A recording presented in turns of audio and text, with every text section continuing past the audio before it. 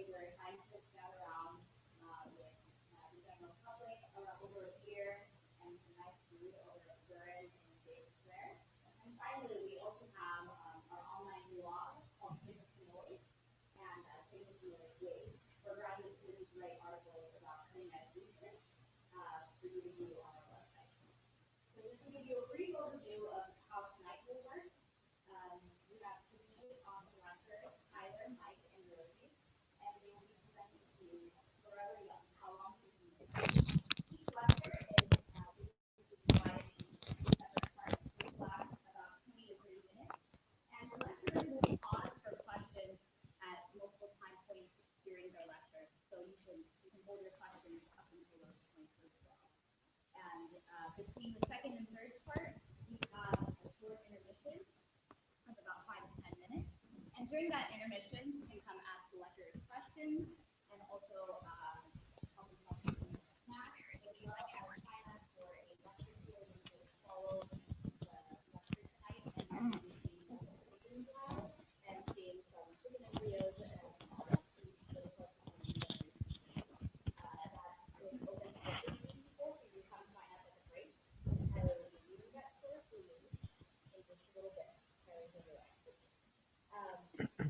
as a reminder, we also have our surveys, and we have a little handout which has a glossary of terms on the back. So if you haven't picked one up yet, you can pick one up at the front. And we also have a survey that we would love for you to fill out because it helps us know what you like, what you didn't like, what we can do better for you, and also any topics that you would like to hear about in the future. You'll also notice that the lecturers are repeating the questions that you ask them, and this is because we have a live stream audience, which will load everybody on the live stream. And they'll also be hearing your feedback and be able to interact with the speakers as well. So without further ado, I think I will turn it over to Mike now.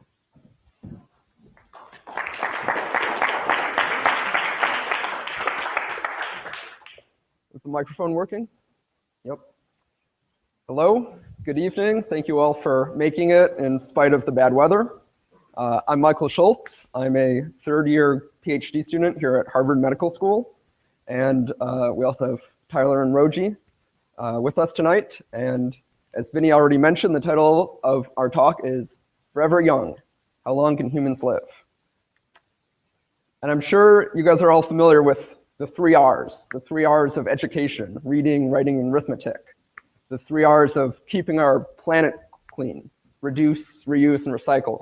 Well, we've broken our talk up into 3 R's of extending health span and lifespan, and that's rejuvenation, regeneration, and replacement. And here are the 3 of us with projections of what we'll look like in who knows how many years. So we're going to start the night with myself and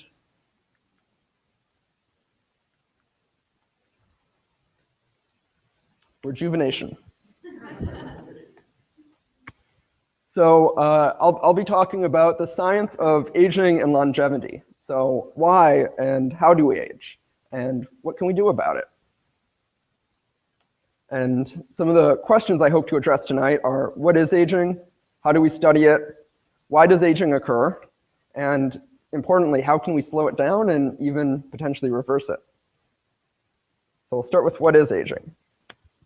And you know, aging is a really fascinating phenomenon and a question I hadn't thought much about before grad school.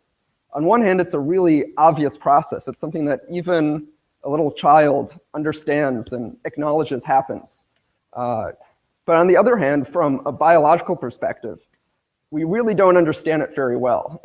I would contend it's one of the most obvious and least understood biological phenomena. And one thing I want to really impress on you tonight is how recent much of our understanding is. Most of the work I'm going to show you has been done in the last several years, practically all of it in the last 20. And basically every scientist who I highlight tonight is still in the field, still doing active research. So there's still a lot we don't understand, and this is a very ongoing active field. So aging is not just, getting older. It's not just the number of years you've been on Earth. One way we can define aging is a decline in the function of cells, tissues, and organs over time. And as biologists, we have to have ways to measure the aging process, more than just counting the number of years an organism has been alive. And one way we can do this is with biomarkers. So a biomarker is just a very fancy term for something that you can measure. So let's have some audience participation. Can people provide me with some biomarkers of age? Bone density, very good. What about something you can just see, you can just look at? Gray hair. Gray hair, very good. So here are some of the ones I came up with. Gray hair, wrinkled skin, increased incidence of disease. It's quite a remarkable fact that the largest risk factor for many of the biggest killers, cancer, heart disease, diabetes, Alzheimer's, is your age. Metabolic dysfunction, things like diabetes and obesity, decreased strength and endurance, and I would put bone density in with that category. Cognitive decline, and increased mortality. Your likelihood of dying increases as you age. So another way besides biomarkers is that we can measure aging is longevity or lifespan. So here's a graph. We've got time on the x-axis. And what we're going to do is we're going to take a population of animals. They could be people, they could be mice, they could be worms. And at the beginning of our experiment, 100% of them are going to be alive. And then we're just going to watch the population. And by the end of our experiment, it will be over when none of them are alive. So here's an example. And basically, our population of any animals just declines over time until the last one finally goes. Now, let's put an intervention in this experiment. Let's cure all infectious disease. So we're eliminating one cause of mortality. What would happen to our graph? Well, here's an example of what might happen. And as you can see, if we look at median lifespan, which is when half the animals are still alive, there's a drastic increase in that because we've eliminated one cause of death, infection. But there's really no change in the maximum lifespan, the limit to how long our animal can live. And in fact, we've seen this with humans in this country in the last 100 years. People in the US really don't die of smallpox or polio anymore. And as such, we've seen a huge increase in the average lifespan. But we really have barely touched maximum lifespan. Maximum lifespan might be 90 or 100 for people in really good health. And there were 90 or 100-year-olds around 100 years ago, even in ancient times. So if we really want to slow down the aging process, we would instead expect to see increased survival at all ages. And notably, this would increase both median and maximum lifespan, so that maybe we could push maximum lifespan from 100 to 120, 130. Also, I talked about biomarkers in the last slide, and you might ask, is there a biomarker for longevity? Is there something we can measure that predicts how long you live? And the answer is, if there is one, we haven't found it yet.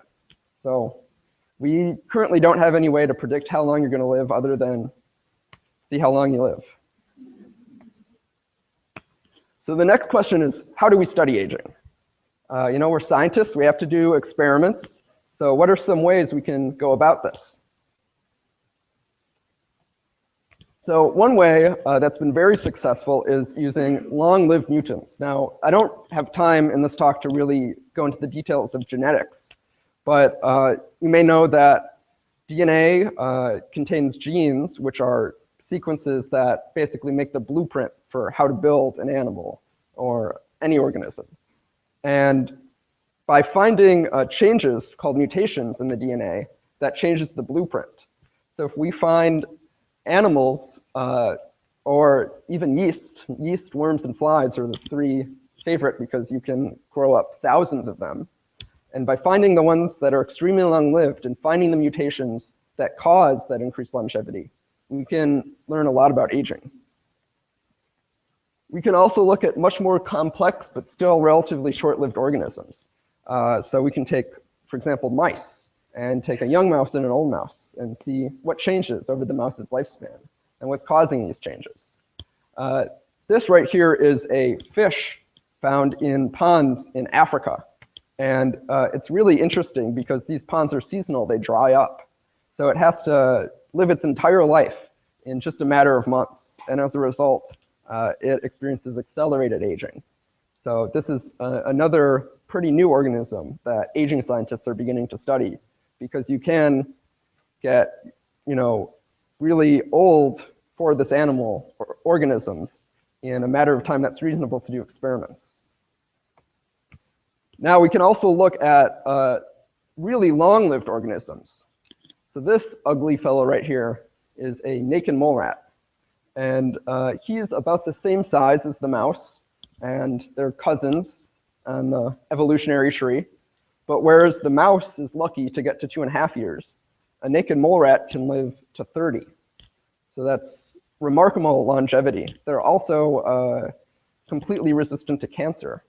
So they're really interesting, and we can ask what protections do they have that give them this increased longevity.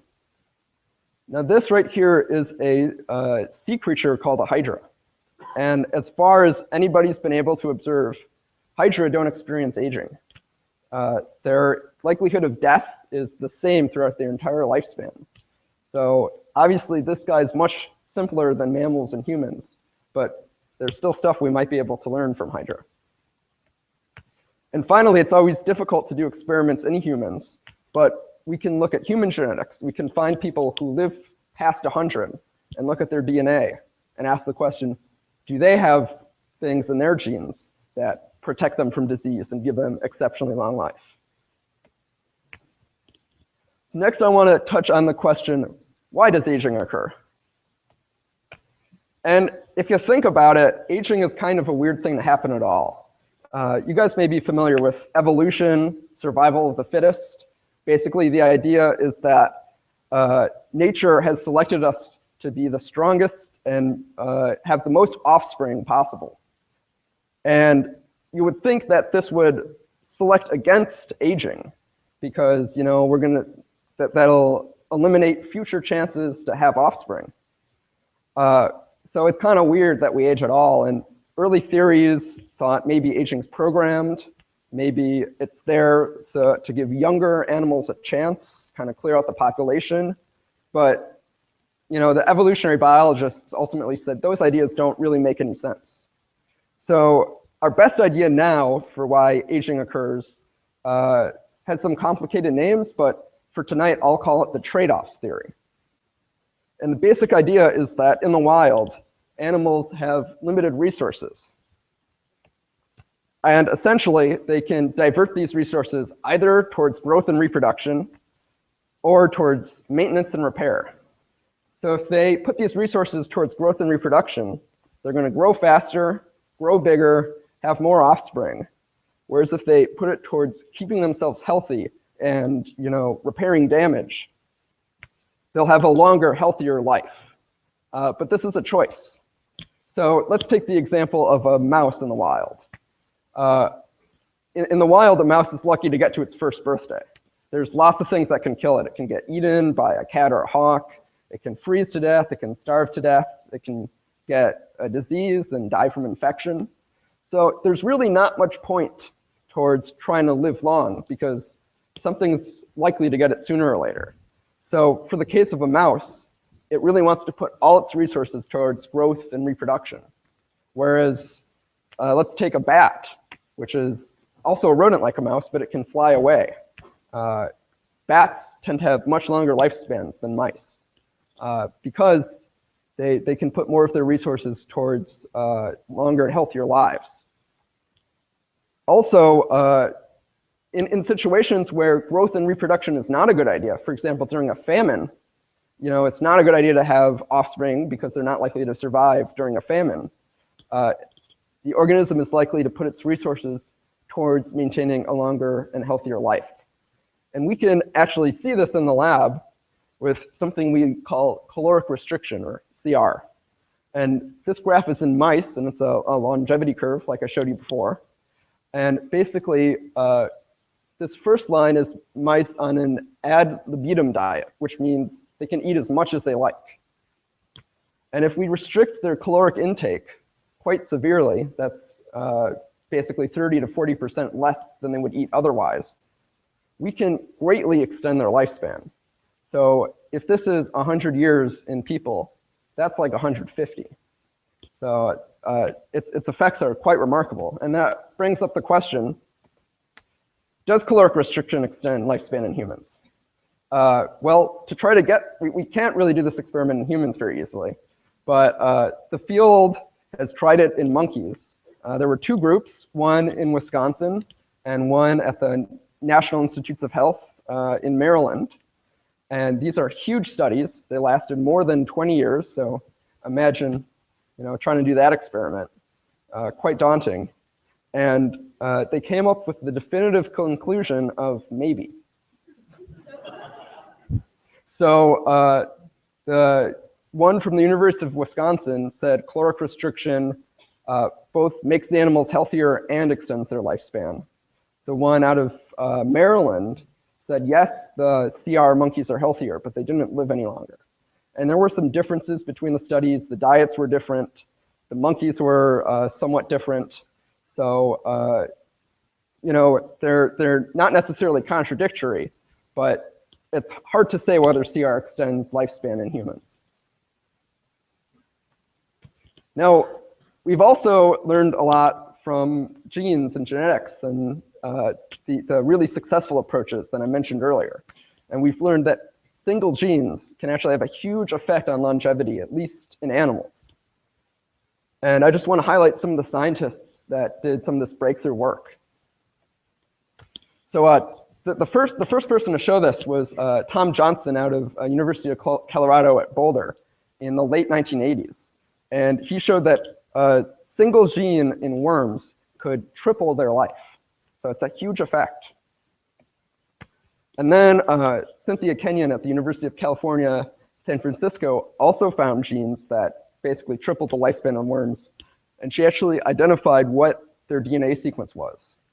Now we've got Gary Ruvkin here at Harvard, who also got interested in this area and actually described the function of these aging genes in worms. And I've been told to mention that Gary Ruvkin has participated in Science by the Pint. So, if you guys participate in other Science in the News activities like that, you'll get to talk to professors like himself. Also, another Boston scientist just across the river, Lenny Guarente at MIT, discovered more aging genes in yeast. So what are these genes? Well, I'll describe what these mean very soon, but basically the worm genes were all involved in growth factor receptors, which I'll describe later, or well, next slide. And the genes in yeast mostly had to do with nutrient sensing. And if you think in the context of caloric restriction extending life, this makes sense. These mutants thought they were calorically restricted, even if they weren't. Also, Cynthia Kenyon has recently moved. She's no longer at the UCSF. Google just started a biotech company to try to come up with anti-aging therapies. And she's now their chief scientist, so she's working for Google. So I mentioned that the worm mutants had to do with growth factor receptors. So what is a growth factor receptor? Well, this is a cell. This is the nucleus where the DNA is. And cells have these machines, essentially, in their membranes that listen to the environment called receptors. And if a signal to grow called a growth factor comes along, the growth factor will bind to the receptor and it will send a signal to the nucleus that the cell should divide and grow. Now, if we have a mutant that for some reason can't make growth factor receptors, even if growth factors are present, the cell is deaf to that signal and it won't hear it and it won't grow. So that again explains the mutants in worms. They basically couldn't hear the message to grow, And as a result, they put more of their energy and resources towards staying healthy. And we can also see that this is true in mammals. So this little guy right here is the world's oldest mouse, and that's its brother. And so what this mouse is, it's a growth hormone receptor knockout. So we call it Gurkha mouse. And it's basically the same idea as the worms. It can't make a specific growth factor receptor.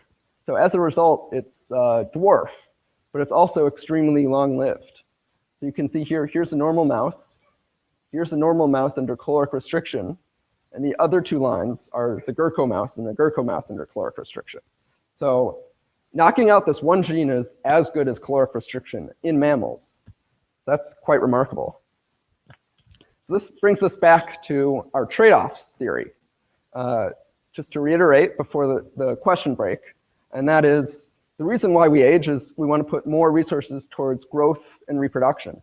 But if somehow we can change what the body does and say, wait, we want to instead live a longer and healthier life, we can extend health span and lifespan. And we can do this, for example, by caloric restriction or certain mutations. So now I'll break for a few questions.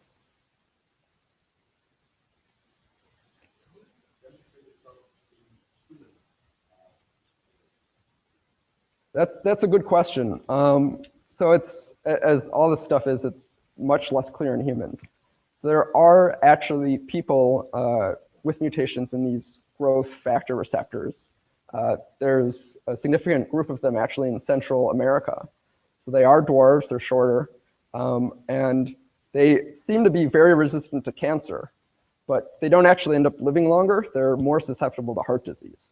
So again, in humans, the question is mixed. Oh, I'm sorry. The question was, how do these mutations affect humans?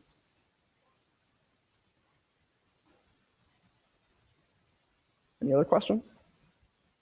So if someone is counter-resistant, someone is resistant, Mm-hmm. does that actually reduce the offspring or the offspring? That's a good question. So I don't know about the health of the offspring, but it's very well known that calorically restricted animals and people are less fertile.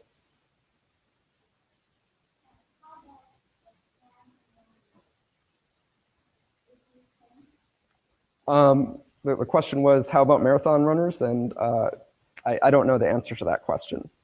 I would assume they would have improved cardiovascular health, but I don't know about their longevity.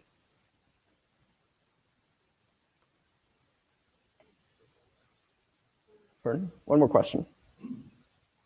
The Atlantic came out with 2 articles about aging a month or 2 months ago, I guess, or longevity in particular.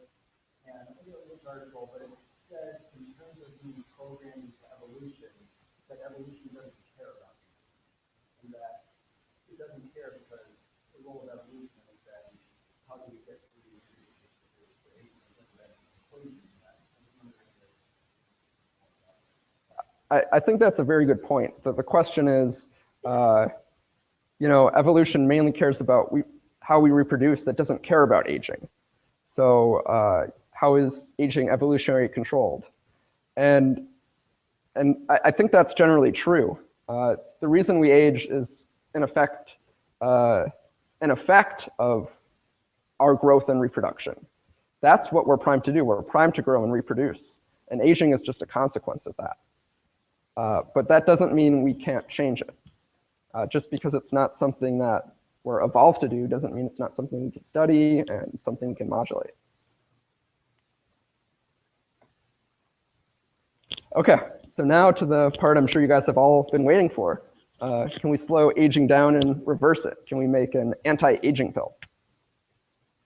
And again, based on our theory, an anti-aging pill might mimic caloric restriction without actually having to go on a diet.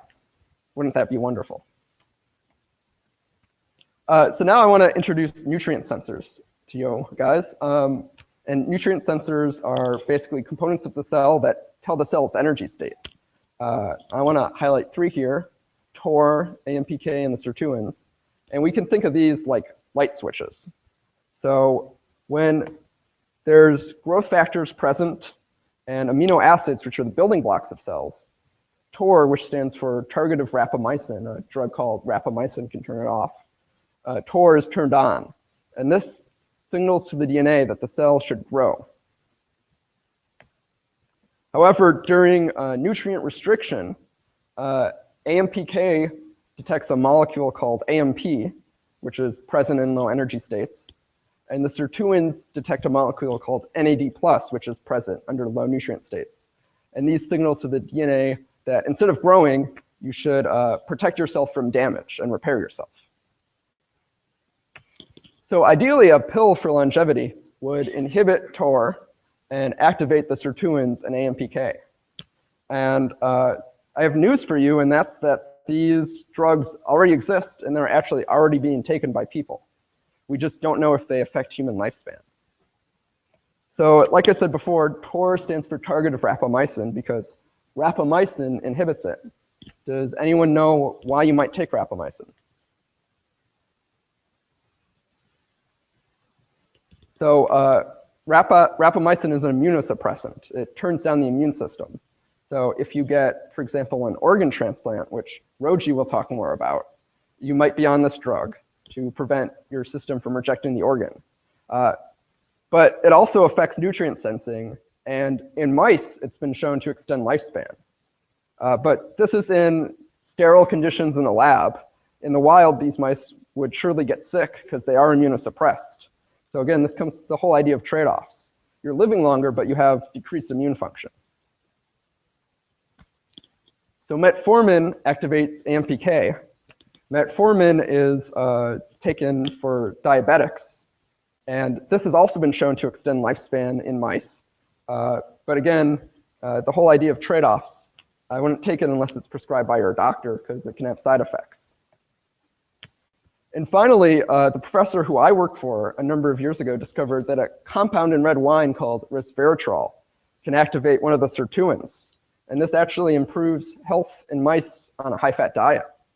And since then, scientists have gone on to make drugs called stacks, which are like resveratrol, but much more potent. And these extend lifespan in mice. And they're currently in clinical trials for humans for treating diabetes. So let's say we come up with a drug that we think can, counter aging, maybe increase longevity. To prove it, we would have to do a clinical trial, an experiment in humans.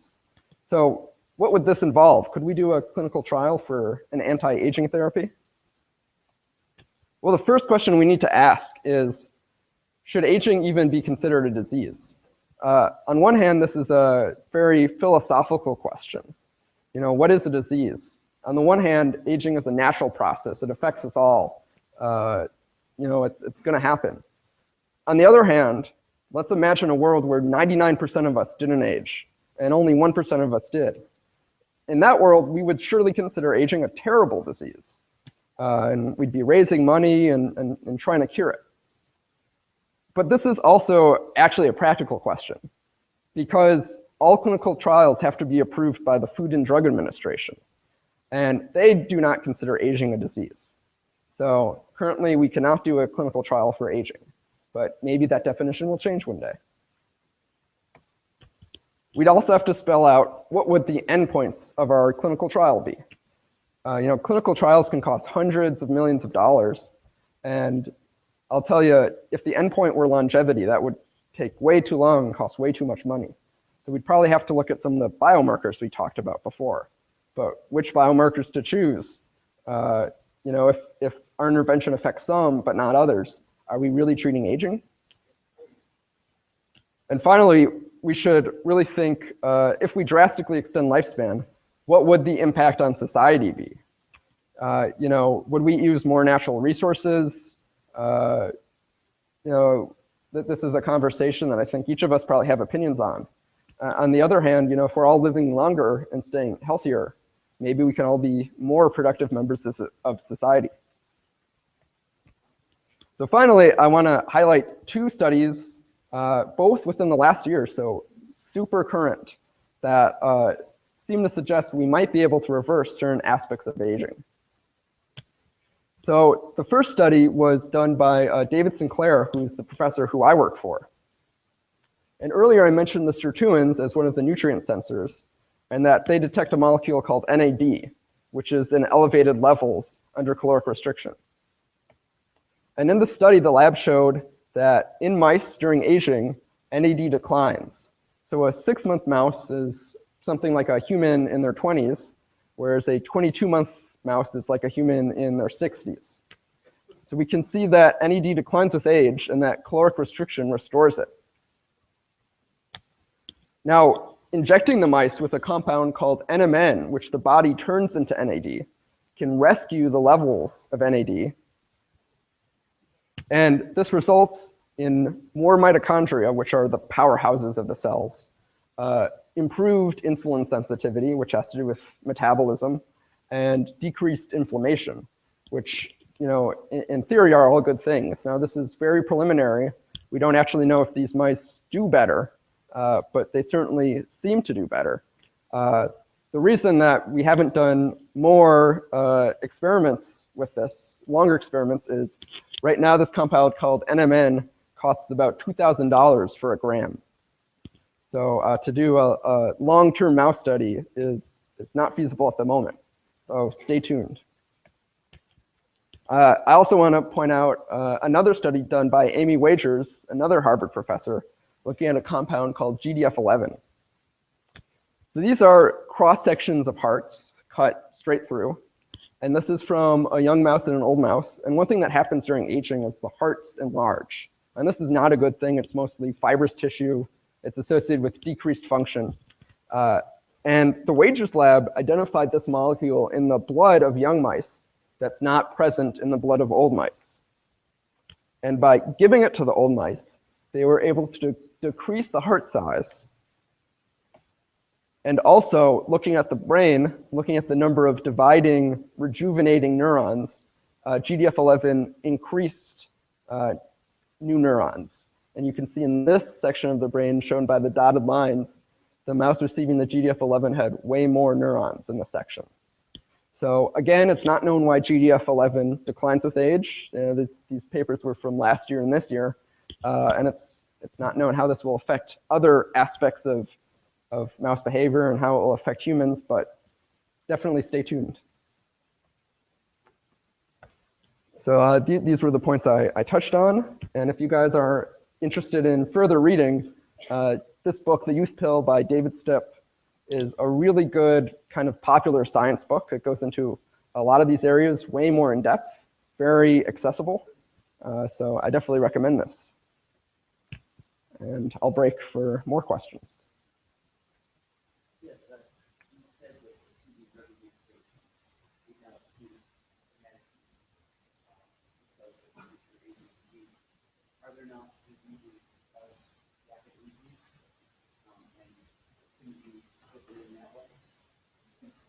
So the question is, since the FDA doesn't consider aging a disease, could we treat accelerated aging diseases with these drugs to get by the FDA? So 2 points on that.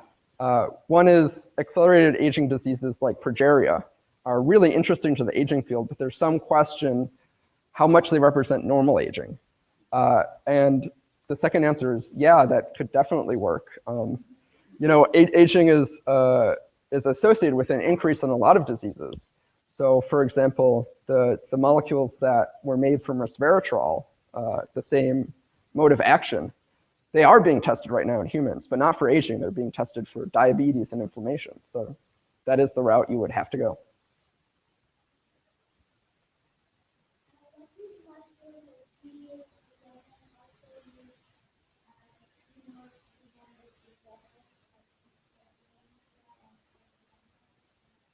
So the question was, does this GDF11 molecule play a role in dementia and Alzheimer's? And I don't think it's been looked at yet. These studies are super new. So I'm sure that's an area that the Wagers lab and others are interested in investigating. But as of now, we don't know.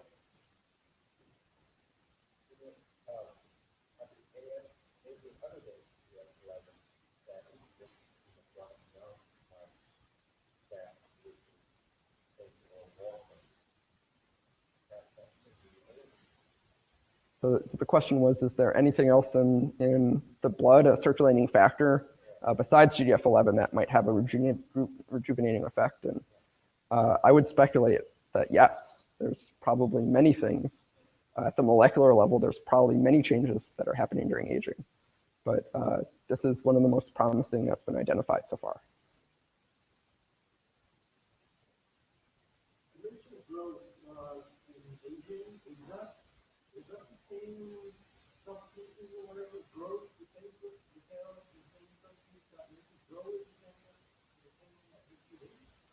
So the question was, does the same factor that makes you grow make you age? Probably referring to the growth factors, including human growth hormone. And essentially, that's the hypothesis. That's the theory, that by turning down growth factor signaling, the cell switches its resources away from growth and towards maintenance and repair.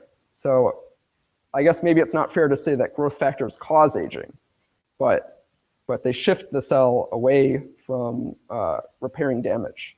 And in that aspect, they can accelerate aging.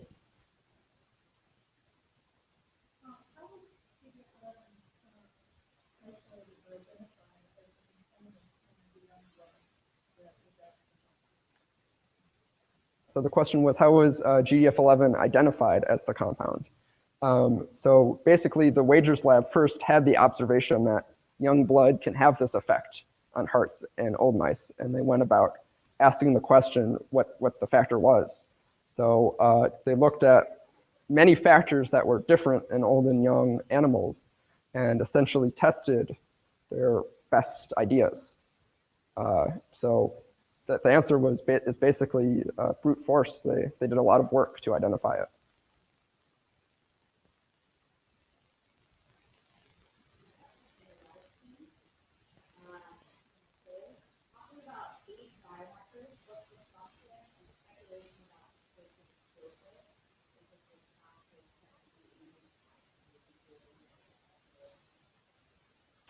So the question was about a protein called clotho, and I have to admit ignorance. I'm not familiar with clotho or what it does. So I can't speak to that, unfortunately.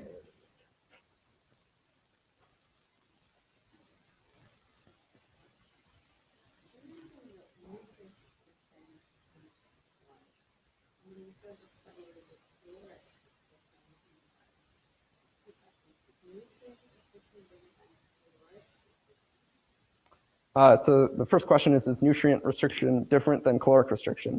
And for this talk, I've used them interchangeably. I think everybody defines them slightly differently. You can see people making differences between what they call caloric restriction, which is long-term, and dietary restriction, which is more short-term. But I've used them interchangeably.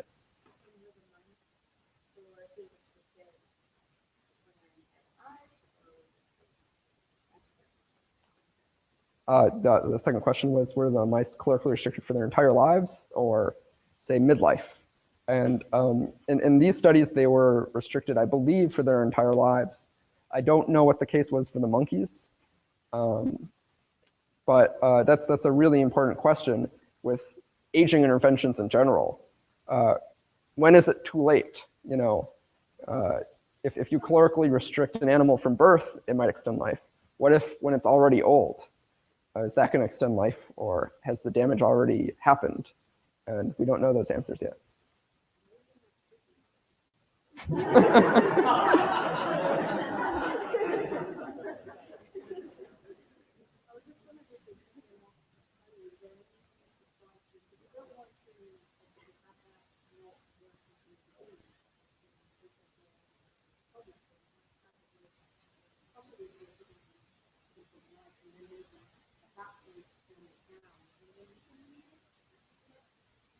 Can you repeat the question?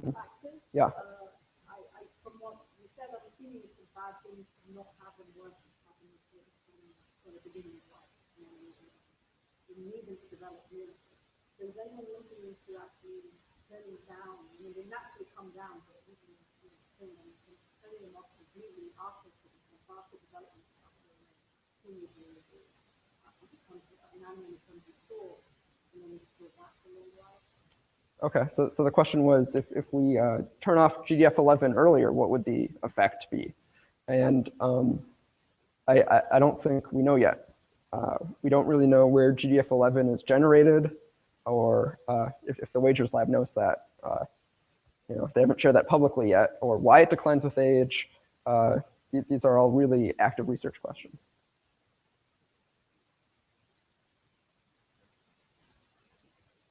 If you don't mind, I can comment on that more. There's this concept that these animals aren't being starved necessarily, they are given enough calories, and they're reducing their diet.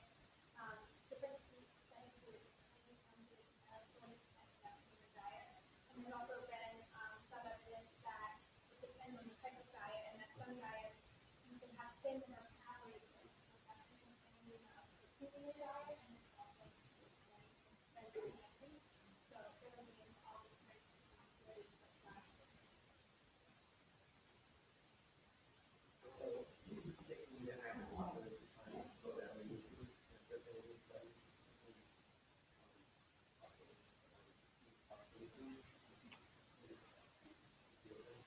So there are, diseases like progeria and animal models that appear to have accelerated aging. And we definitely study these and can learn about the aging process from them. But just like the previous question, there's debate on how much they represent normal aging. If you damage something, you might die sooner, right? But is that just a singular cause of death, or is that real aging? If it's going to mimic real aging, it should affect many different parameters. Do you think there's enough data to actually quantify it? That's what it is in software.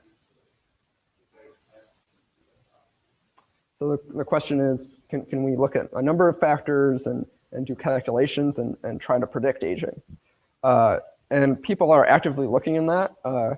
Recently, there were a couple of papers looking at something called DNA methylation. It's basically a chemical change to the DNA. And based on that, they could predict how old someone was within 5 years. But again, that's not predicting how long they will live. So still, we don't have really any idea, any way to predict longevity, how long somebody will live. But there's definitely ways to calculate how long somebody has lived already. And there's no reason to think that we wouldn't one day be able to find a biomarker or a series with some sort of calculations that could predict longevity. Just hasn't been found yet. Okay, so I'd be happy to answer more questions at the breaks. So next, one of the questions was, what if caloric restriction happens too late? What if you've already acquired damage? What can we do for you now? So Tyler's here to talk to you about regeneration.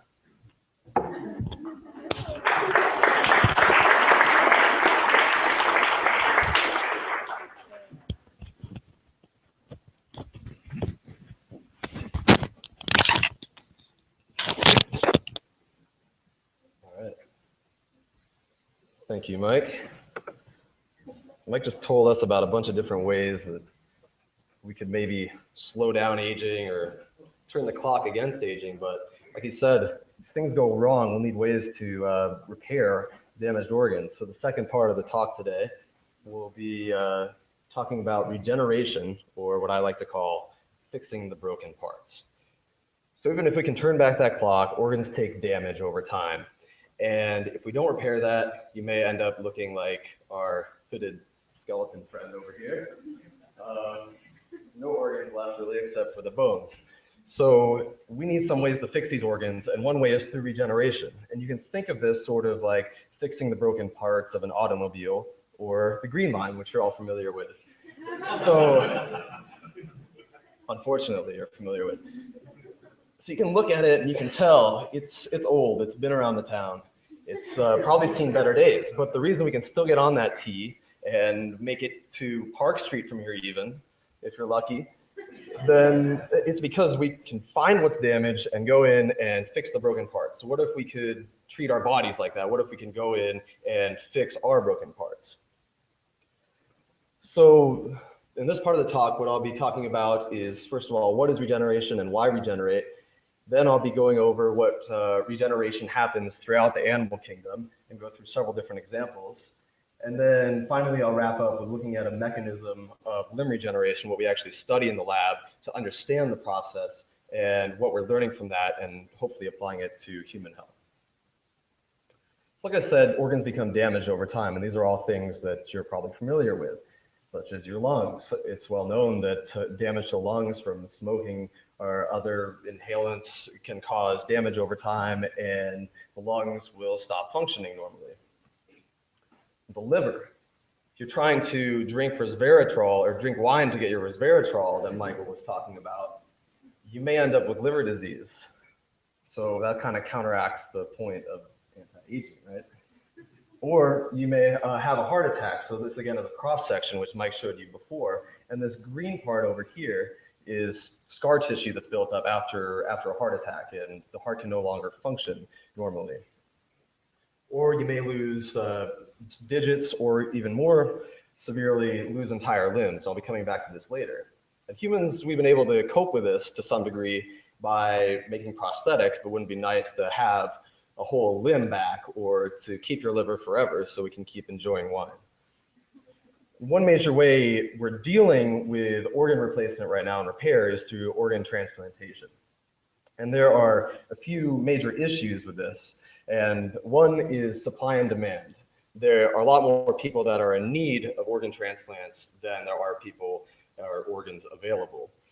And then the second is immune rejection. So if you receive an organ, your body may not always accept that organ. Your body may in fact reject it. Your immune system will attack it, and the organ transplant will be no good. So what if we could go back into your body and take the organ that's already there, although slightly damaged, and activate some sort of regenerative mechanism to cause the organ to regenerate?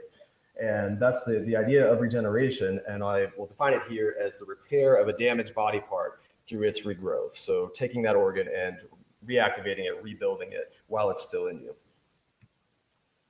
So that's regeneration, and sounds pretty cool. Let's do it. Now, and it's actually, before I get into what we're doing to study it in the lab, I want to talk about how regeneration is really happening all around us throughout the animal kingdom, and even in us to a certain extent. But before I get into what's actually going on, I'll take a brief visit to history, just because that's how biology usually starts out. In here, it's actually Greek mythology. So you may be familiar with Greek mythology and the story of Prometheus, the Greek Titans, and he sort of betrayed Zeus, and Zeus gave him this eternal punishment of being bound to a rock, and during the day this eagle would come in and bite away at his liver. And the eagle would leave at night, and his liver would regenerate overnight, and the eagle would come back the next day, and this happened day in and day out. That doesn't sound very fun, so I mean, you'd say, what's better, this or cirrhosis? I'm not sure. But there's this other creature too in Greek mythology called the Hydra. And this Hydra it was a serpent-like creature. It had many different heads. And when Hercules here fought the Hydra, he was chopping off the heads.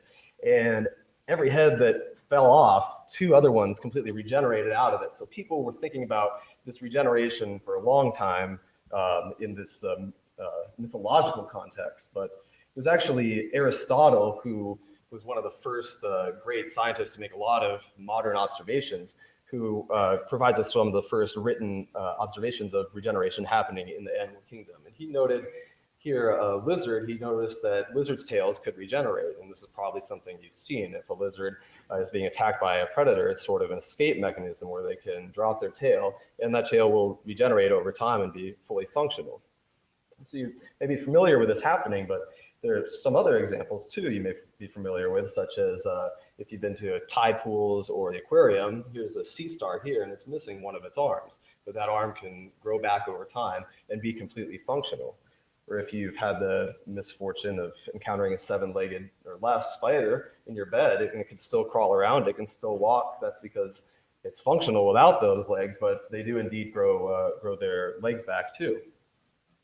But it wasn't since Aristotle made those first observations of the lizard, it wasn't until the 1700s when a scientist named Abraham Tremblay sort of revisited regeneration in a modern day context. And he was describing these aquatic creatures that Mike already talked about for having their ability to basically live forever. And these, again, are the hydra, and they have these tentacle-like projections coming out of their head. And when the scientists amputated these tentacles, they would grow back. And this was much like the mythical creature, the hydra, such the name. And in fact, it wasn't only these tentacles that regenerated, but if you take a hydra and chop it into multiple different pieces, each piece will grow back into a completely new organism, fully functional, albeit slightly smaller than the original.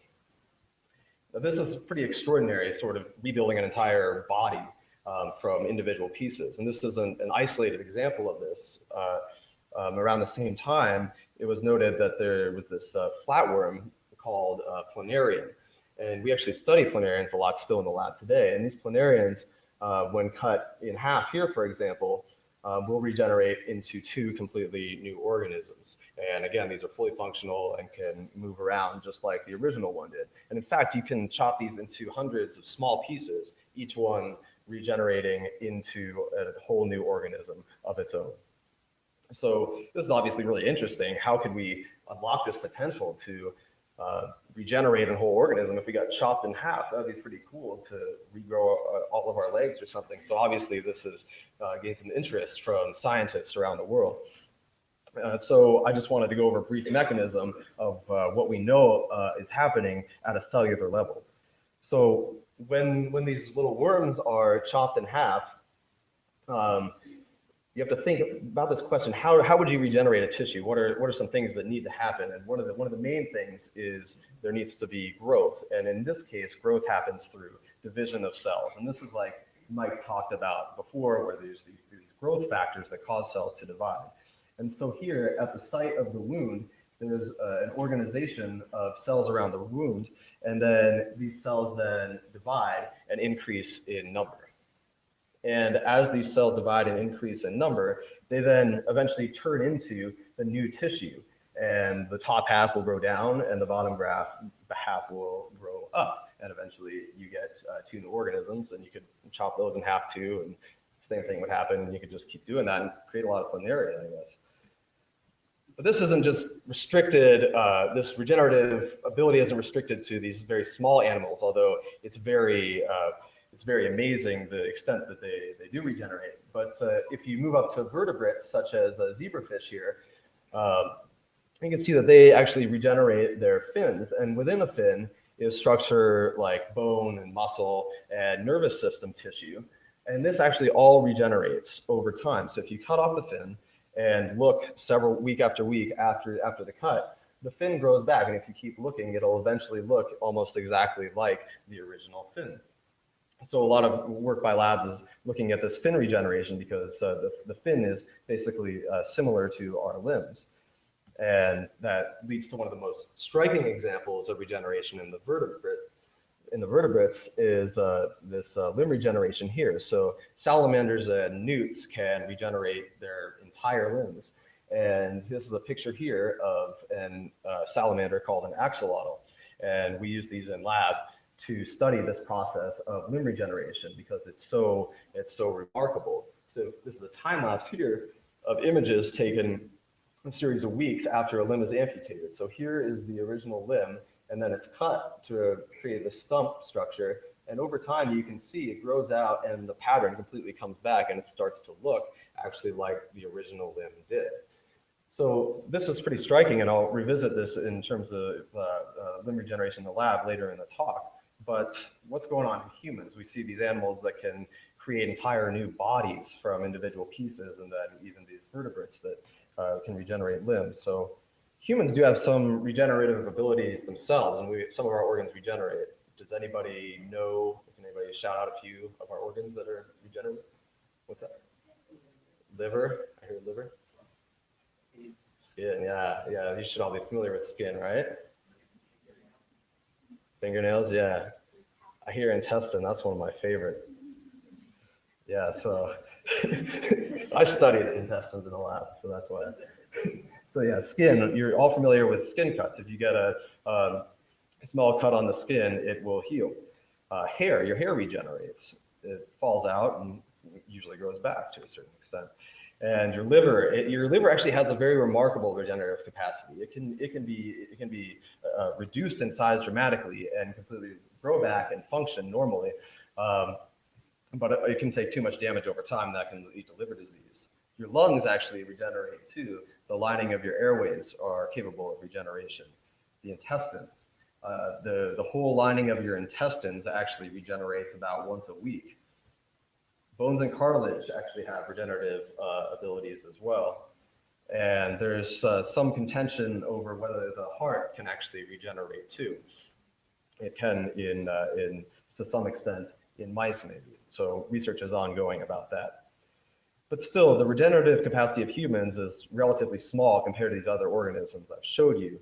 And this is summarized in this chart here, where on the y-axis is evolutionary time, and then on the x-axis here is regenerative ability.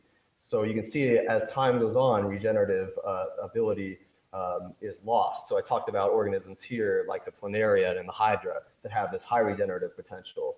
And then axolotls and fish and frogs have lower, and eventually mammals like deer antlers, mice, and humans have much lower. So why is this the case? Why have we lost this ability to regenerate over time? Although we don't know for sure at this time, there's some theories about why this may be, and one is that there could be an advantage to healing a wound quickly. So by healing a wound quickly and having a strong inflammatory response, we can protect against infection from microorganisms instead of walking around with an open wound. And there may be also a selection against cancer. So like I said, in the planarian earlier, the planaria the cells have to divide and grow. But if we were to have our cells dividing and growing rapidly in an adult, that may lead to cancer eventually. So I wanted to give a summary so far. I've talked about how some animals, like planarians and hydra, have this remarkable ability to generate their entire body plans. And some amphibians and fish can regenerate their limbs. And then humans and other mammals do have regenerative abilities as well, but this has been restricted over time. So I want to open this up to a few questions. Yeah. So is there any effect on the lifespan of the planarians that are dependent on the? I'm not sure how much that's been looked at to me. So the question was, is there an effect on the lifespans of the planarians that have been dissected and grown? And do you guys know? That's how they reproduce. Yeah. Yeah. Yeah, I'm not sure if that's studied that. Yeah, they usually go against like a rock and then pull themselves until they're cut in half. Is there any aging process in the planarians and how does that There's aging, but I don't know the But you lifespan. can also think of them as immortal, like hydra. Yeah. they don't have any like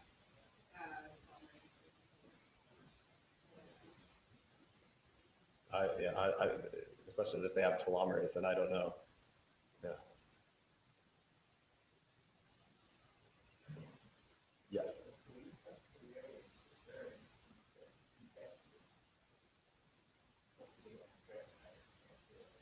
Yeah, so the question is when the planarians regenerated, and if there's an infection issue. And when I was putting this together, I was interested in that question myself, and I couldn't find anything on that.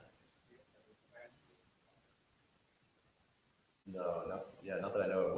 So like I said, when they're cut in half, there's some sort of wound response that happens right at that site where they are cut, and it sends signals out that then bring the cells there. But it's different than what would be, and I'll show you what would happen, if we had our limb chopped off. Any others? I'll continue.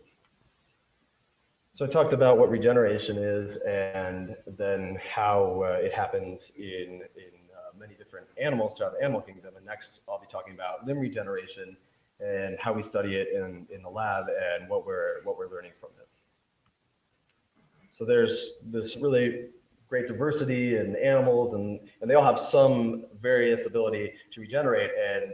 And the idea behind what we're trying to do in the lab is sort of look at these animals like the axolotl and the planarian and also the mouse, and see what they can regenerate, see how they can do it, and take what we can learn, or take what we learn from them, and see if we can apply it to humans and sort of activate the regenerative capabilities that we do have.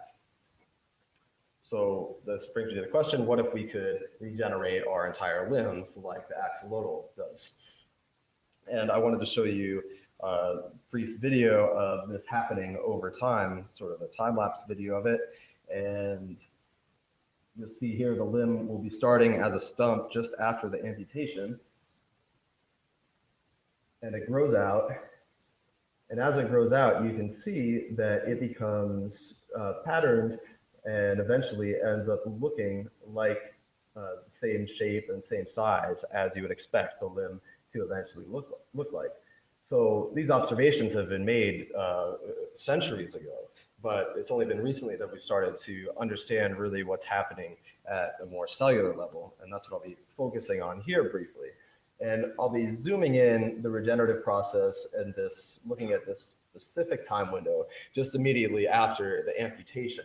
And it's during this phase of regeneration where the differences are really apparent in the wound regeneration in the axolotl versus what would happen if we were to lose our arm. So zooming in on this first piece right here, right after the amputation.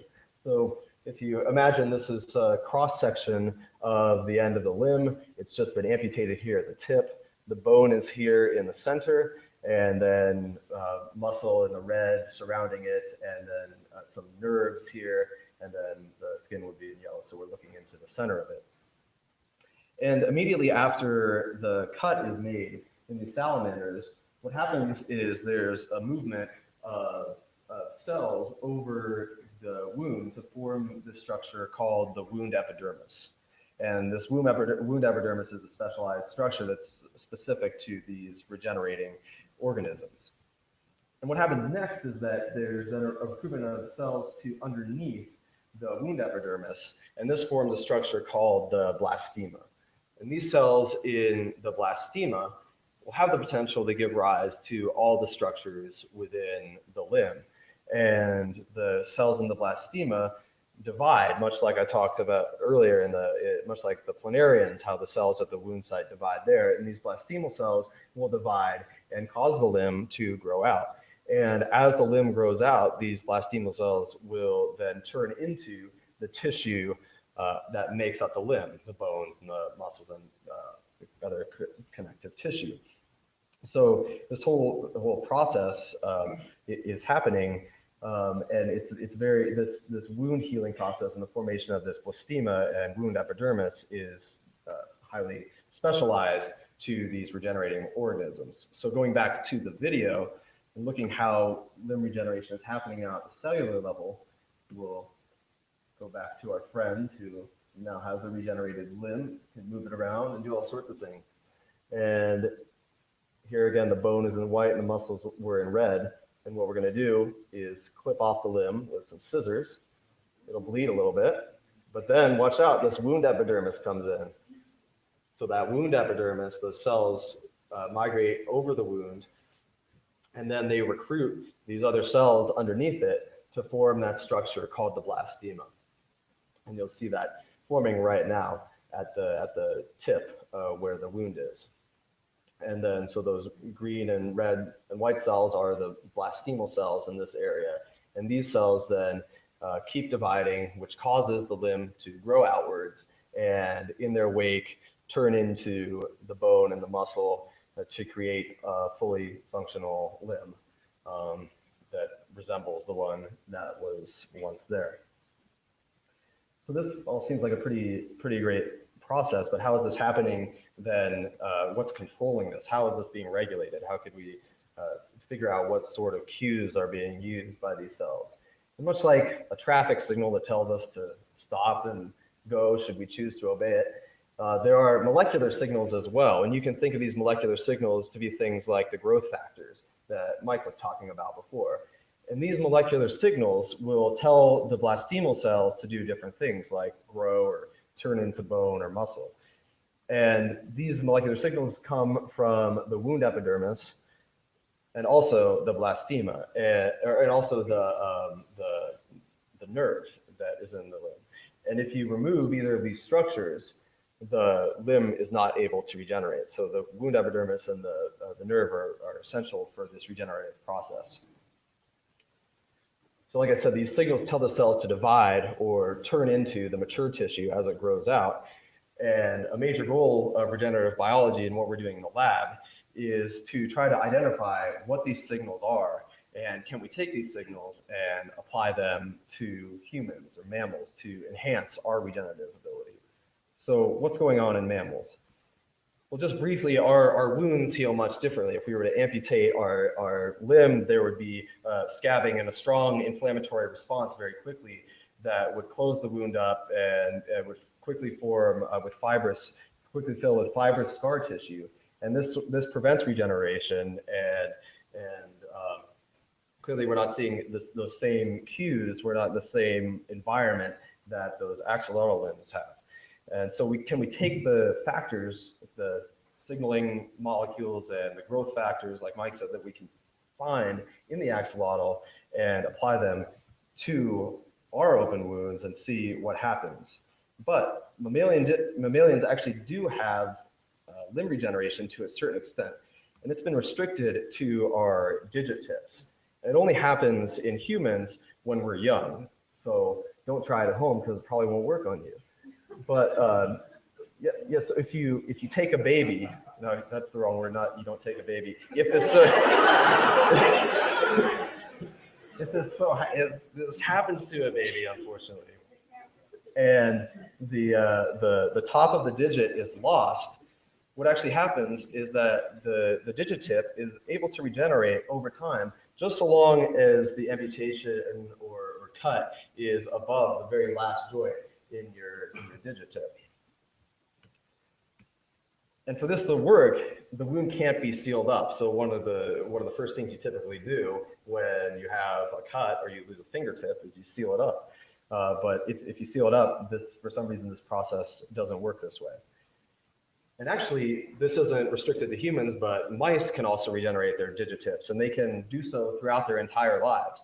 So what we do in lab is study this fingertip regeneration in mice, so that maybe we can first start with understanding how our digit tips regenerate by looking at mice, and we could enhance our digit tip regeneration, then eventually move further and further up our limbs to, with the ultimate goal of being able to replace entire limbs. So start small, but think big in the end. So what's happening in mice? So if you zoom in on the foot of a mouse, they have these little foot pads and nails, and this is looking at this structure from the side. And what's been done in this experiment is where this red dashed line has been drawn, there's an amputation made. And over the course of, sorry, I should say 5 weeks, over the course of 5 weeks, the digit completely grows back and it looks like it did before the amputation. And it turns out that pretty much the same thing is going on here in this digit tip that's going on in the axolotl limb. Very similar, such that there are these molecular signals that are coming into the wound to form a blastema, and well, first a wound epidermis forms and then a blastema forms, and then these signaling factors tell the digit to grow out and to turn into the digit tip Boom. And since we study these in the lab, what we can do is do certain experiments, like take some of these signaling factors away, take some of these growth factors away, and see what happens to the digitip. Does it still regenerate? And what would happen if we take away one of these critical factors for digitip regeneration is that we make this cut. But without this critical signal, the digitip won't grow back completely. And so this is sort of a way that we're first starting to identify what signals are required for this digitip regeneration. And maybe we can take these signals and apply them to humans. And this is still all ongoing research, and there's still really a lot to learn about what's happening in the mouse. So to put it all back together, what I've told you is that there's a high regenerative ability across the animal kingdom, and we use these animals that have this high regenerative ability in lab to try to discover ways to enhance our own ability to regenerate, which is at this point pretty limited. And I showed you about limb and digitip regeneration, and this requires the formation of these structures, the wound epidermis and blastema. And the cells in the blastema divide and turn into all the cells that make up the limb. And mice and young humans can regenerate their fingertips, and we're using this as a starting point to study how we can regenerate our own limbs. So I want to leave you with this thought of, what if this is just not enough? What if we can't fix the broken part? So here, back to the green line, we have the same train car on the right. So what if it's damaged beyond the point of no return? And that will be what Roji will be talking to you about after the break. So any questions? Yeah.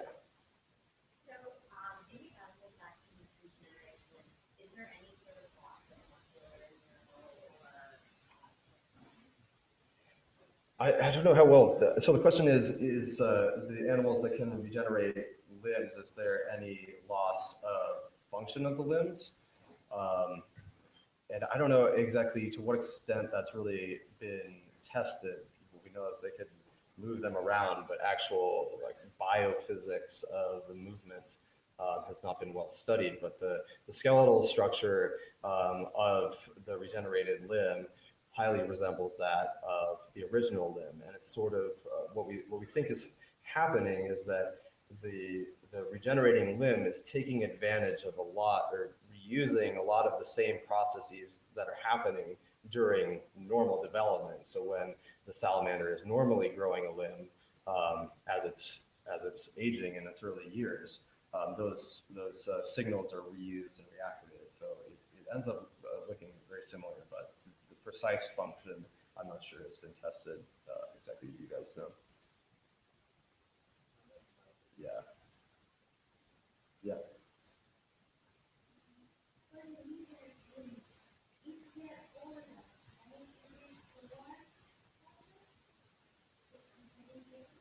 So is the regrowth, is the regeneration process slower in the older animal? In a larger animal, the time scale will take longer, and I'm not sure if that is just because it's larger or age. Do you guys have a comment on that? I think it does. It takes longer, but it's not quite clear. Oh yeah, yeah. So yeah, animals like the axolotl that undergo metamorphosis, and then I didn't tell you, but tadpoles can regenerate too, but frogs don't have the same regenerative ability. I have a question from the live stream.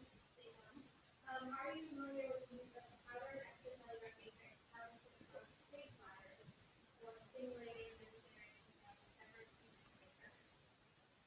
Do I need to repeat the question as I get it? So the question is, am I familiar with the use of extracellular matrix harvested from pig bladders, the powder that they extract from pig bladders, to regenerate human fingers? Yeah, and the answer is yes, I'm familiar with it. I don't know how long ago that report was now, but it made sort of a splash in all the popular news sources, maybe 5 or 10 years ago, and from what I can tell, there's been no peer-reviewed article that's been done using these pig bladders, so it's not really clear exactly what's going on there. There's an image that shows a finger that you can't really tell how bad the cut is, and then the finger it looks like a normal finger, but it's not entirely clear what was going on there, or even if it was even a bad finger loss cut at all.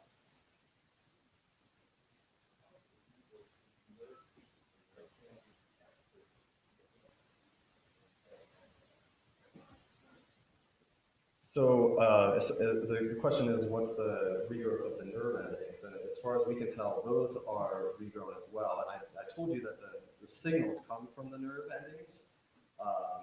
There's been some weird experiments that have been done where they actually they take the nerve out, what they call denervating the limb. They can do that early on when the animal's developing, and then amputate the limb, and it actually disobeys that law that I told you about where it was dependent on the limb. So there's some weird stuff happening with the nerve, and I don't think we fully understand it at this point.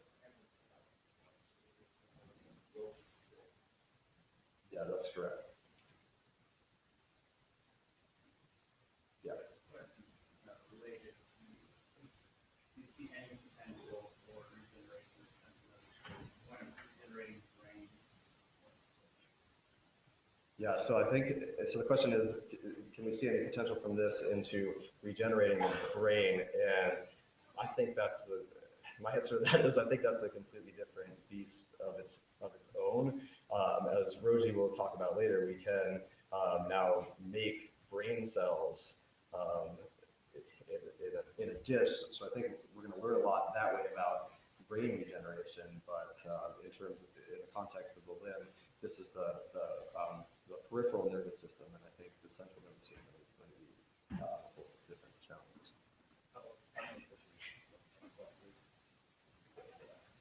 So yeah, the spinal tissue, there's actually something, so the question is about spinal tissues, and there was some report that came out, I think a few days ago, about somebody that regained the ability to walk, and it was a very particular injury where I think they cut the tissue back and then it regrew. You guys, are you familiar with this? Yeah, that's right. It's the olfactory cell that they transplanted back, and they were able to regenerate. I think that, yeah, but in the context of the limb, yeah, I'm not sure. You guys. Yeah, okay. Yeah. So you mentioned that in mammals, there's like a looking at scar tissue.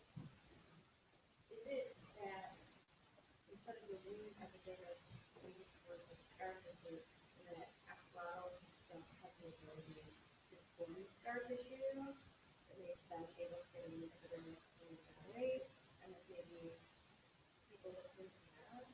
Yeah, so do the axolotls is the reason that they can regenerate because they don't scar like we do, and yeah, I guess that's a hypothesis. I don't know how to get them to scar, but I would imagine that would inhibit the process. Right. Yeah. One more.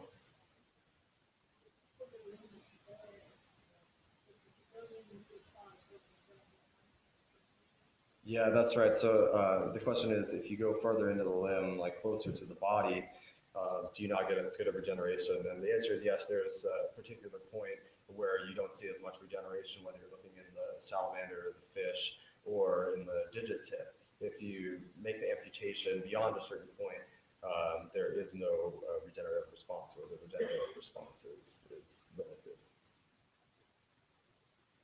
People take a short break for restroom and snacks, and our leaders will be back there to take the lead and carry that break, and we'll reconvene in 5 minutes. Yeah. Where do you get lessons for they're fundamental. What's the frequency? Yeah. So that's what much of the work has been in the last decade is identifying it. And the current thought is that they come from the mature tissue, from the bone, from the nerve, from the muscle. And through a process, we call it de-differentiation, but to a certain extent, it's not going back to where these cells can become injured. They sort of turn back into a younger state where they can divide. Are they basically Usually stem cells? when you have mature muscle. They're not stem cells, so they are. Yeah. That's a very heated debate right now. So let's just take You can think of them as At the a tip of the bow, limited yeah, stem cells, so where it can make the 4 different cell types. those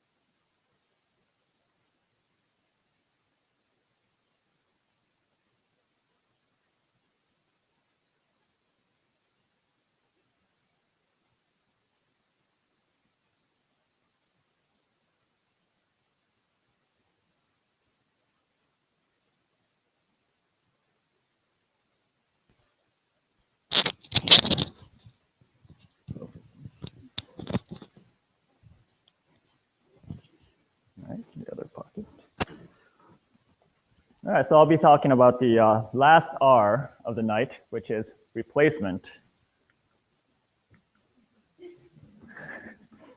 And the title is called Out with the Old, In with the New. And I'm a fourth-year PhD student here at Harvard, and I'm in the lab of Dr. Paola Arlada in the Department of Stem Cell and Regenerative Biology. So just for this part of the talk, I want to give you guys an overview of what I'll be talking about. So I'll be talking about, well, we talked about this already, but what happens to our organs as we age?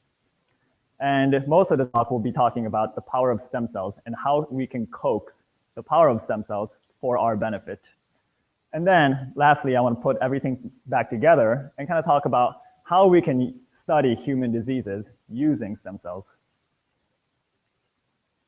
So as Mike told us already, we all age, and as Tyler said, I don't know where he is, as Tyler said already, many of our organs fail during the aging process. And just as an example, I'll be talking about the heart here, where in young, this is a cross-section of a heart, and in young organisms, and this is a human heart, or this is in the mouse heart, and in the mouse heart, what you have is you have thinner ventricular walls, and they're more flexible, which allows the blood to be pumped more efficiently.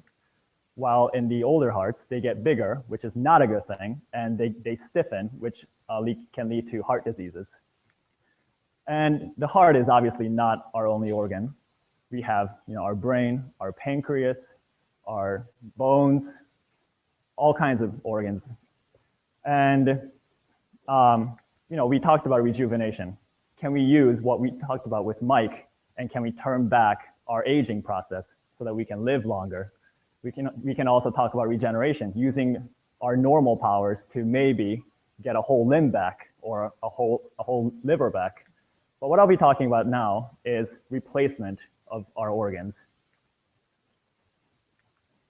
So just as a definition of stem cells, this is something you can take home tonight, and hopefully you guys will remember this. Stem cells are cells that can remake itself over and over, as well as become any cell type of the body. And that's very important for my talk. So how do we get these stem cells? So usually when an egg and a sperm meet, they become this cell called a zygote. And these zygotes develop into a structure called the blastocyst. And within the blastocyst, there are these cells called the inner cell mass, which you can take out of the body, out of the blastocyst, and you can culture them in a lab, and these are called embryonic stem cells. I'm sure you guys have heard of embryonic stem cells in the media, and these are remarkable cells, mostly because they have this property called pluripotency. They are pluripotent, which means that these cells can become any cell type in the body. And because they can become any cell type in the body, you can put in some factors in a dish, and they can become heart cells, or brain cells, liver cells, you name it, any cell type in the body. And the idea is that we can make these cell types in a dish, in a lab, in great amounts, and transplant them into a human patient. However, there are several concerns with this method of using embryonic stem cells. Because in order to obtain these embryonic stem cells, there are ethical concerns because you need to destroy an early human embryo. Also, as Tyler talked about today, there can be a problem of immune rejection. If you're putting these cells that you got from somewhere else into a human patient, they might not be, the body might not be hospitable for these cells that you're making. So how can we get over these humps? Well, there's a big revolution in stem cell biology a few years ago with this technology called iPS cells, which are induced pluripotent stem cells. And the idea is pretty simple here. So let's say you have patient X here, a human patient, and you can take skin cells. You have skin cells and they regenerate over and over. So you can take skin cells from human patients and culture them in a dish. And you can add some factors, which hopefully will turn into induced pluripotent stem cells. Now, the reason why I said it was a revolution a few years ago is because before this revolution, which happened in 2006, people were looking for these factors. People all over the world were searching for this, say, fountain of youth that can turn any cell type, like a skin cell, into pluripotent stem cells. And in 2006, Shinya Yamanaka's group published this paper called Induction of Pluripotent Stem Cells from Mouse Embryonic and Adult Fibroblast Cultures. Fibroblast cultures means skin cells by defined factors. And I kind of want to go through a few of the figures from the paper because it was so revolutionary. So what they did here, the goal was to take skin cells from a mouse or a human, put it in a dish, and find the factors that would turn these cells into induced pluripotent stem cells. And these induced pluripotent stem cells form these clumps, these colonies in a dish. And here, what you have is a graph, and they are counting the number of colonies that, these dishes are making. So you obviously start out with 0 because skin cells are not pluripotent stem cells, so they don't form these colonies. So with this mock, which is nothing added, you get 0. And then they took 24 different factors that they thought was a good idea. They read a lot from other groups, and they came up with these 24 genes or 24 different factors that they thought, okay, maybe these 24 factors, if we put all of them into these cells, into these skin cells, maybe they will become these induced pluripotent stem cells and form colonies. And that's what happened here, where if you put in all of them, you get maybe like 30 or 40 colonies, which was a modest amount, but I'm sure it was a very, very happy day because out of these 24, there was something in there that could turn these cells into iPS cells. And then what they did next was really smart. And here, what they did was they took the 24 factors and then they subtracted each factor one by one. And so they put in 23 factors minus, see here, they put in 23 and they were missing the first factor and then the second factor or the third factor. And then they saw, okay, well, 24 of them makes these iPS cells. So which one of these is actually necessary to form these colonies? And so what they saw was, well, if we take away factor number 1, it doesn't make very many colonies. So factor number 1 must be pretty important. On the other hand, factor 9, you can still make a lot of colonies, so maybe that's not as important. So they went through the whole process with the 24 factors, and they said, okay, well, number 1 seems important, 14, 15, 20, and so on and so forth, until they went to 10 factors. And some people might have stopped with 10, but they thought that's still a lot of genes. Maybe some of them are not necessary. So let's do this again. And with the 10 factors, you get a lot more colonies. You get a lot more of these pluripotent stem cells. And then they went, okay, which one of these is necessary? So doing that, they came up with, all right, 14 and 15, 20, these seem to be very important. And then afterwards, they came up with these 4 factors, which if you subtract any one of them, the number of colonies of pluripotent stem cells goes drastically down. So he said, okay, these are the 4 factors that seem to be really necessary for making pluripotent stem cells. And he named them, or he didn't name them, but other people named them the Yamanaka factors. And for this, in 2012, Shinya Yamanaka got the Nobel Prize, which was remarkable because most of the time when you get the Nobel Prize, they wait 30, 40, 50 years after their discovery. Here, he waited 6 years. And because it was so revolutionary, the Nobel Committee said, all right, you've shown that these are really important. Here's a Nobel Prize. And just conceptually, the way I think about this is you have an embryo and time is ticking, and it goes through development until it becomes adult. And adult has many, many, many different cell types that came from just this one cell type. And what these Yamanaka factors can do is that it can literally turn back time on these adult cells so that they are more like pluripotent stem cells that you find in an embryo. Does anybody have any questions so far? Nope. Everything's clear? Yeah. So the question was, are these factors proteins? And for this case, yes, they were all proteins. Yes.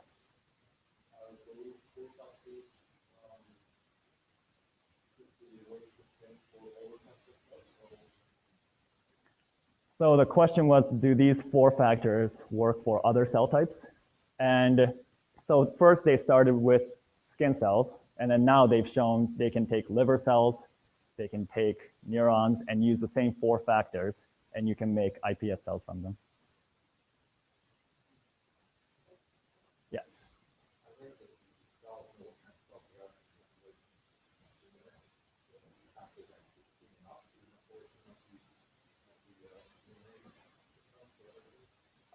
So the question was regarding things like DNA methylation and epigenetic marks that usually are on the skin cells or in adult cells, and do they get erased during this process of making iPS cells? And that's an active area of research right now. And as far as I know, it's not a complete erasure of the marks, but they do a pretty good job of that. Yes.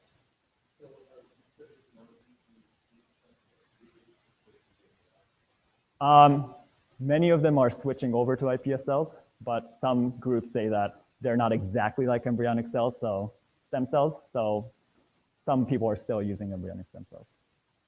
Yes.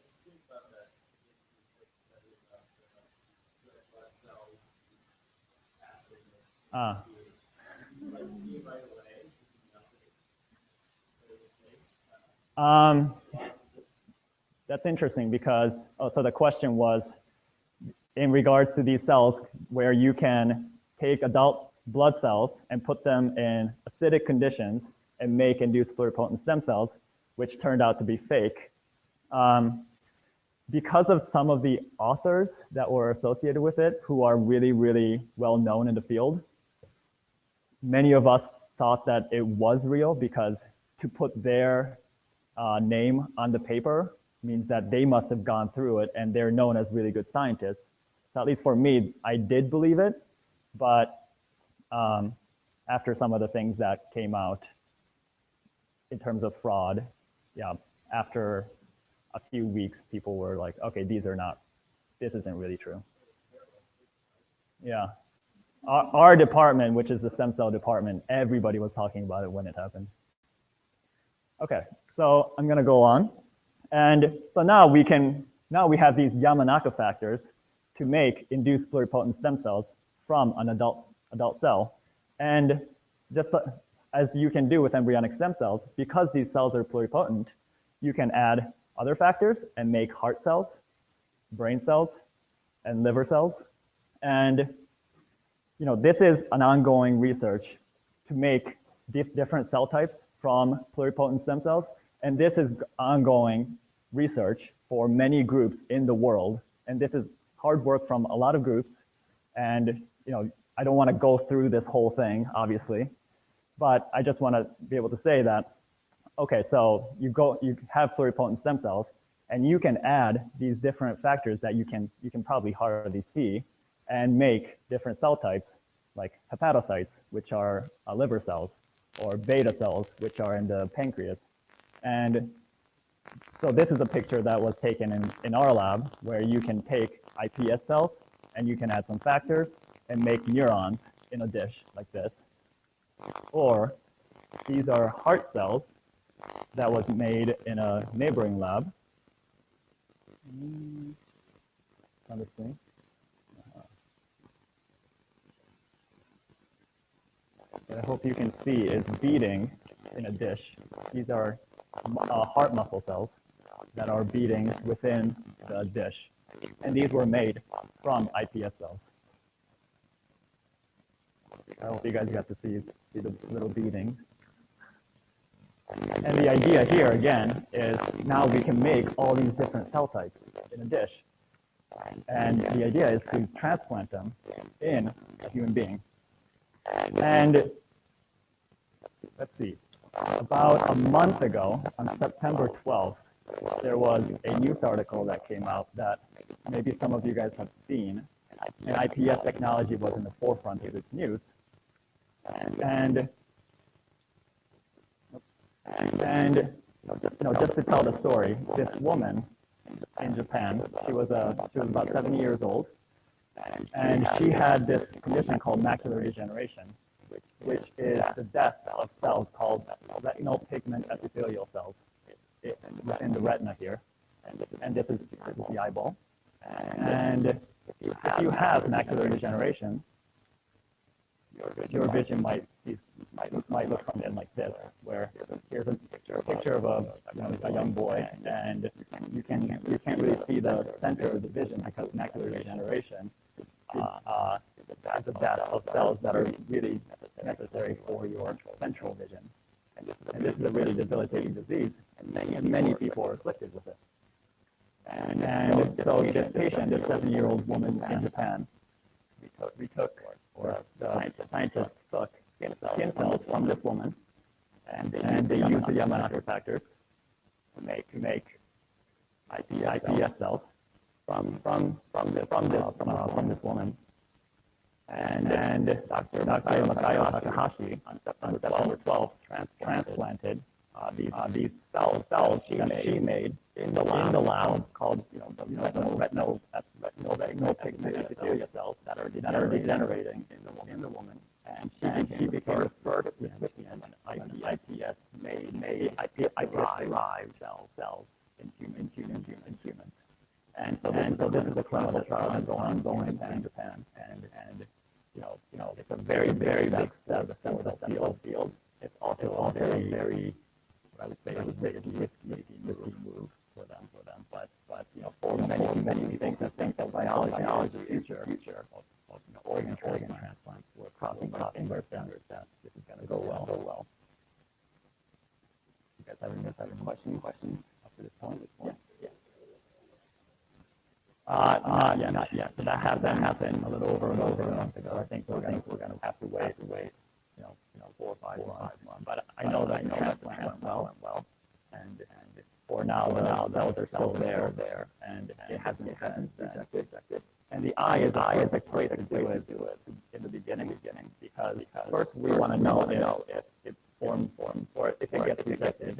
And these cells you can literally just have the doctor look through the lens, and you can see the cells there. And if an unfortunate thing happens, and something like cancer forms from these iPS cells, then worst case scenario, you would have to take the eye out, but it shouldn't go to the other part of the body. Yes.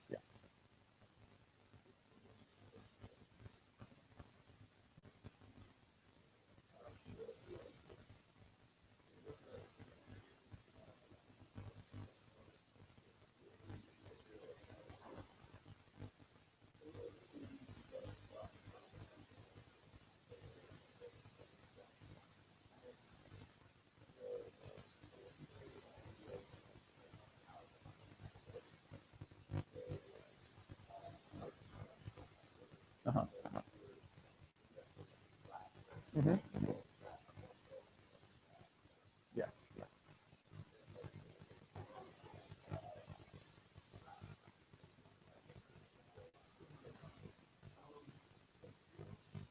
Where's that going? So the question was, it's actually called organ complementation, where you can have something like, let's say a mouse that is deficient in making, let's say pancreas or as you said, the liver, and you can inject into the blastocyst wild-type cells, so normal cells that can form a liver. If you do something like that, most of the body will be made by the deficient mouse, but all the liver cells will be made from the wild-type cells. And and the question was, where's that going? I think when people are doing those kinds of studies, they are asking different types of questions, and you're not necessarily, I don't think anybody is trying to put in human cells into a mouse to make a human organ. It's kind of like a mouse bioreactor. I don't think anybody's doing that. But it is a possibility. Yes.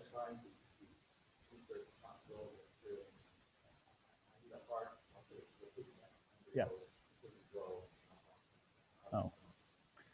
I don't think, I'm not sure of anybody. So the question was, are there people working on, making a human heart or something like that, human organ in a pig, say a pig or something like that.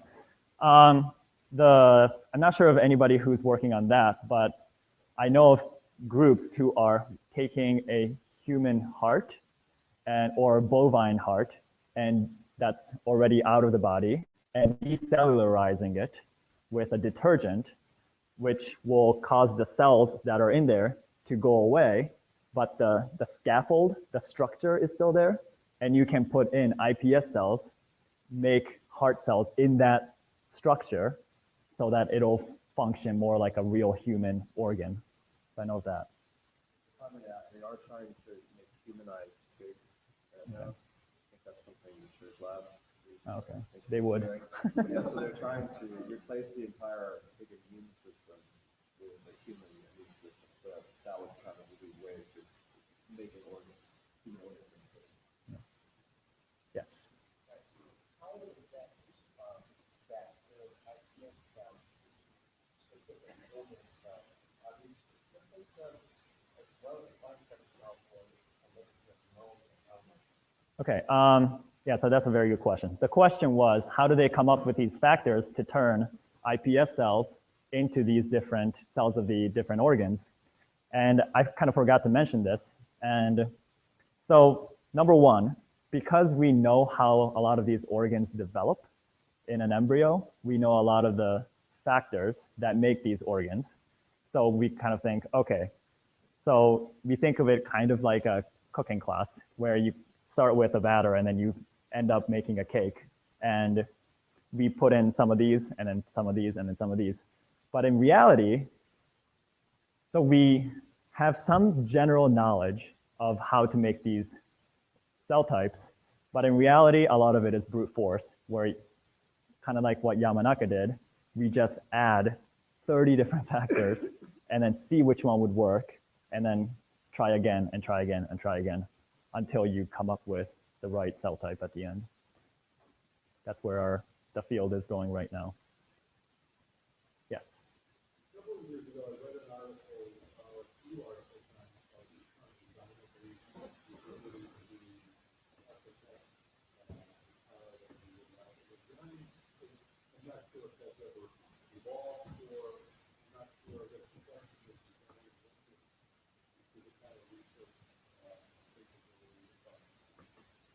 So the question was regarding designer babies and how feasible is it and where it's going. So number one, it's ethically charged to make designer babies. However, I think we have the technology to make, if you're thinking about something like Huntington's disease, where we know the genetic cause, and it's usually caused by a mutation in this one gene, then some people go through this this thing called PGD, which is pre-implantation genetic diagnosis, where you go through in vitro fertilization and make in a dish several blastocysts, and you can take some of those cells and then do a genetic testing, and then take the one that you want, the one without the mutation, and implant that into the mother. These things are being done already. And I mean, hypothetically speaking, we could change different things in the genome of human babies and select for the traits that you might want. But if you're talking about things like Huntington disease, where you know the specific gene and the specific mutation, that's a little bit easier. But things like how you might look, we have no idea how which genes affect in which way to even start making things like designer babies. Yeah.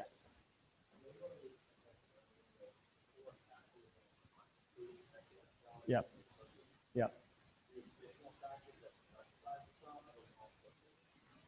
So the question was the factors that turn iPS cells into different cell types of the body, are they proteins?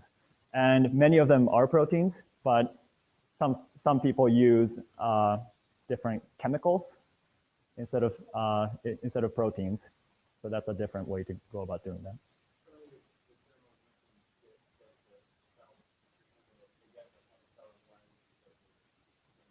Mm-hmm.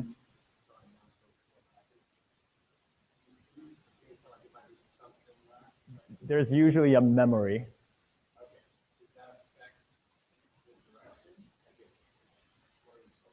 Yeah, so the question was, do these induced pluripotent stem cells, could they have the memory of what they used to be? Like they used to be a skin cell, and does that affect how these stem cells behave? And that's kind of the reason why some people are still using embryonic stem cells and saying that these iPS cells aren't exactly like embryonic stem cells. It's because of this memory. But I think many people are working on it so that they basically completely forget what kind of cell they used to be. Okay, so I kind of want to go to the last part of my talk, which is disease modeling. So how to study human diseases. If we want to study a heart disease in a human being, we can't just take the heart from the patient and then go back to the lab and study it. And so to get over that, and this is a very big problem in the field, because many of these drugs that we test in mice and rats, they might work in a mouse, but sometimes they don't work in humans because there's a pretty big gap there. So how can we study human diseases in a lab? So the idea here is that we can take induced pluripotent stem cells, which are human, and we can make heart cells from them that recapitulate the disease state. And just for this example, let's say we take Mike's rejuvenation factors that he found in his lab, and he wants to know, does this affect the human heart in a disease state? Then we can just take the induced pluripotent stem cells, and we already have a human heart or human heart cells, and then see if heart rejuvenation can occur. And in a similar manner, Tyler, he came up with these limb regeneration factors that he wants to use, or in this case, the brain cells. And he wants to know if these regeneration factors can affect the human brain cells. Well, then these iPS cells can be used because they are human in nature, and you can study this in a lab to see if brain regeneration can occur in human cells. And just to sum this whole thing up, where we are in terms of stem cell biology right now is that we can create stem cells from skin cells or other cell types in the body, and we can generate almost any cell type in the body that we want from these stem cells, and these stem cells can be transplanted into humans. And I just want to sum up about the future of where rejuvenation, regeneration, and replacement might be going. And so Mike obviously talked about rejuvenation, and we think that understanding why aging occurs will give us insight into how to forestall or reverse it, leading to longer and healthier lives. And Tyler talked about regeneration. And we hope that by investigating organ regeneration in animals that have a high regenerative ability, like the axolotl, we can apply what we learned to enhance human regeneration. And then I talked about how we can use this power of stem cell biology, and using that, we anticipate that we will be able to replace damaged organs with new ones. And with that, we want to thank you guys for your attention. Thank you for coming. And I'll take some questions. Yes. Yes, so you talked about the stem cells from embryo and then stem cells. Are there other sources of stem cells? There are. So people have looked at the cord blood stem cells, which can probably make some cell types in the body, but not all of them. So they're not completely pluripotent. And yeah, so some people study that. I think there are some people who study like carcinoma stem cells, and there are different stem cell types, but most people study embryonic stem cells or induced pluripotent stem cells. No? Yes.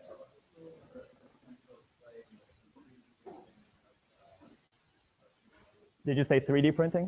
So the question was 3D printing, and I know that there are groups, many of them in engineering departments, where they are using the IPS technology to literally form a 3D organs in a dish. So that's a very hot topic of research right now. I can take one more question. Yes.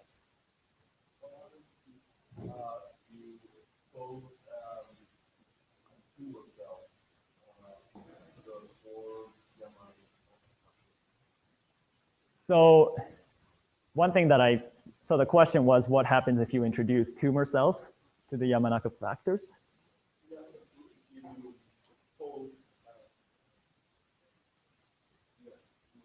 Yeah, so one thing that I left out is that these stem cells inherently, because they can divide and divide and divide, they can be considered carcinogenic and themselves. So that's why this clinical trial was very important, because the scientist was able to make these retinal pigmented epithelium cells.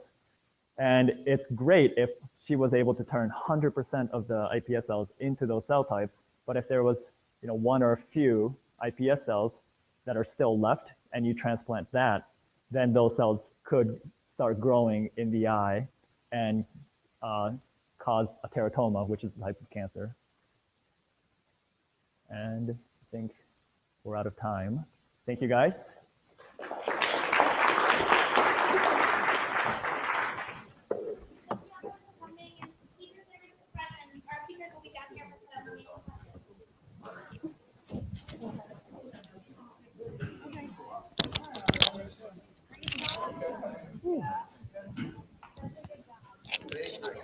Hi. I thank you very much for your comment. Yeah, of course. Now, what that gentleman was saying, I understood his question differently. Is it possible to make a cancer cell forget that it's a cancer cell and then make it be something better? Can you please put it back here? Thank you for joining us for the Science in the News lecture series. If you have any remaining questions, please feel free to fill out the form below. Otherwise, thank you for joining us tonight, and we hope you tune in next Wednesday at 7 p.m.